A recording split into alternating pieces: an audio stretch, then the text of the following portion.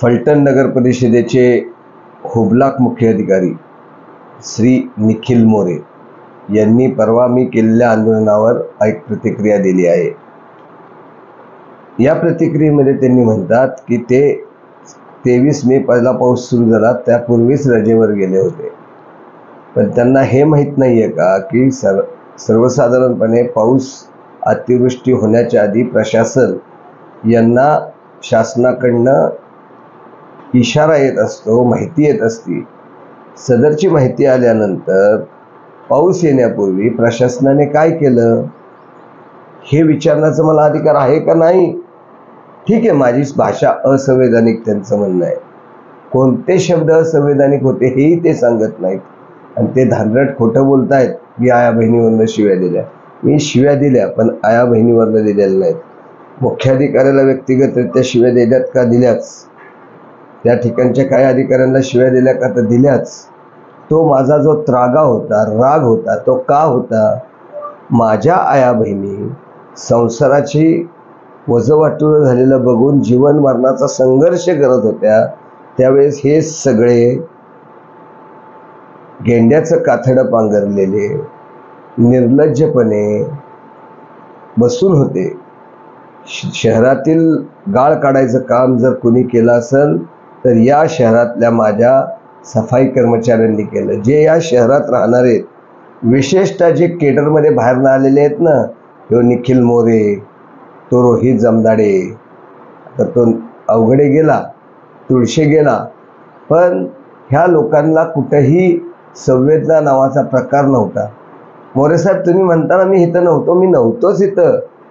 मी पूर्वनियोजित दौऱ्यानुसार माझ्या भागातील या फलटणमधील साधारणतः 101 लोकांना घेऊन मथुरेला भगवंताच्या दर्शनाला गेलो होतो. 9 दिवसाचा प्रवास करून आल्यानंतर अर्ध्या तासाच्या आत मी जनतेमध्ये होतो. त्यामुळे तुम्ही मला शिकवू नका आम्ही कुठं होतो. तुम्ही इथं राहून काय देवे लावले? माणसं माझी पाण्यात असताना खुशाल IPLची मॅच बघायला जाता, घरी बसून मॅच बघता, मजा करता. इथं राहून तुम्ही कुठं होतात? माणसांनी झाडून घेऊन स्वतःचा निवारा, कुठलं मंदिर घे, काय घे, याचा आसरा घेतला. आपण काय व्यवस्था केली होती? आपत्ती व्यवस्थापन कक्ष स्थापन केला होता का? एकदा जनतेला सांगा. आपला मुद्दा होता की मी 25 तारखेपर्यंत रजा असताना सुद्धा 24 तारखेला मी कामावर आलो. अहो, तुम्ही कामावर आला नाही. 24 तारखेला तुमचे पिताश्री, बाप म्हणणार नाही कारण परत संवैधानिक असंवैधानिक भाषेचा विषय येतो. आपले पिताश्री सन्माननीय जिल्हाधिकारी फलटणला येणार होते आणि उपमुख्यमंत्री साहेबांचा दौरा होता म्हणून तुम्ही टिंबटिंबाला पाय लावून आला होता.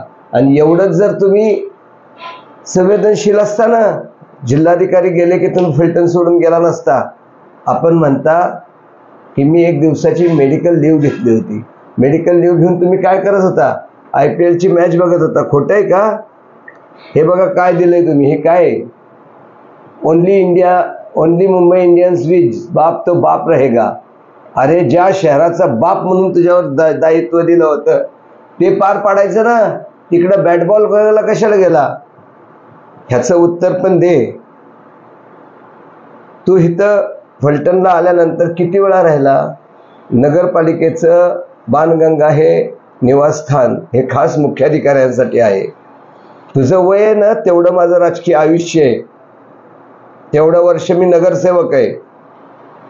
माझ्या 20-25 वर्षाच्या काळामध्ये राजकीय जीवनामध्ये एकही मुख्याधिकारी असा मी बघितला नाही की जो बाणगंगे निवासस्थानी राहत नव्हता. तू का राहत नव्हता हे मला व्यक्तिगत सांगायची वेळ येऊन देऊ नको. तुझी फॅमिली तुला फलटणला का राहून देत नाही हे सांगायची वेळ येऊन देऊ नको. माझं तोंड उघडलं तर संसार वाचणार नाही हे लक्षात ठेव. कोणत्या कर्मचाऱ्याबरोबर त्या कुठं राहत होता, काय होता, ह्याची सगळी माहिती माझ्याकडे आहे. ज्यामुळं आपल्याला आपल्या घरातनं ह्या ठिकाणी राहायला परवानगी मिळत नाही. ह्याचा उहापोह खाजगी जीवनाचा मला करायचं नाही. पण करायची वेळ आली तर गप्प बसणार नाही ह्याची जाणीव ठेव. भाग 4 येतो की जाहीर निषेध माझा जिल्हाधिकाऱ्यांकडे करणार आहे. अरे, जिल्हाधिकाऱ्यांकडे निषेध करायचा आहे, नक्कीच कर. पण त्याच जिल्हाधिकाऱ्यांकडे आपण काय काम केलं, काय दिवा लावला ह्याचाही अहवाल दे. माझ्या वरिष्ठांकडे, माझ्या नेतृत्वाकडे मी तुझ्या बाबतीतली तक्रार दिलीच आहे. तुझी बदली किंवा तुला शिक्षा झाल्याशिवाय राहणार नाही हा विश्वास आहे. कारण माझं नेतृत्व हे सर्वसामान्य जनतेला केंद्रबिंदू ठेवून काम करणारं नेतृत्व आहे. या सगळ्या परिस्थितीमध्ये आमदार स्वतः दादा पाण्यात उतरून मदतीचा हात देत होते. तू कुठं होतास? ज्या वेळेस पाऊस झाला आणि तू आलास, तू काय करत होतास? ह्याचंही उत्तर मिळलं पाहिजे. त्याचवेळी तुझं म्हणणं आहे की शिवीगाळी केली, चप्पल उगारली. मला दुःख आहे की मी फक्त चप्पल उगारली, तुझ्यासारख्या माणसाला किंवा तुझ्या बरोबर जे काम करणारे जे जनतेच्यासाठी गेले नाहीत त्यांना उगारली नाही. मारायला पाहिजे होती, ती मारली नाही याचं मला दुःख आहे.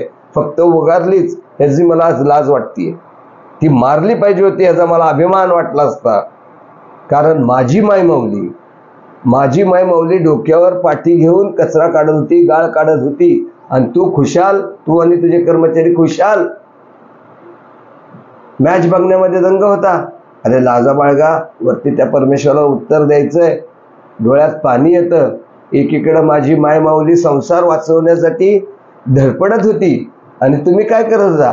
माझा आता चतुर्थ श्रेणीचा कर्मचारी जीव धोक्यात घालून काम करत होता आणि तुम्ही लाखांनी पगार घेणारे काय करत होता? मॅच बघत होता. आणि मग तुम्ही गो खाता का काय खाता म्हणून विचारलं, लाज कसली वाटते तुम्हाला? आमच्या आया बहिणी नाहीत आणि तुझ्या आया बहिणी म्हणजे आया बहिणी. अजून सांगतो, तोंड उघडायच्या आधी 10 वेळा विचार कर. बाणगंगेला का राहत नाही याचं सांगायचं कारण येऊन देऊ नको मला.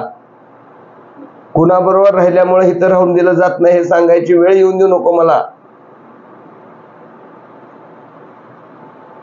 आपल्या परिसरातील ताज्या आणि महत्त्वाच्या बातम्या पाहण्यासाठी स्थैर्य न्यूज चॅनलला यूट्यूबवर सबस्क्राईब करा आणि बेल आयकॉन प्रेस करा.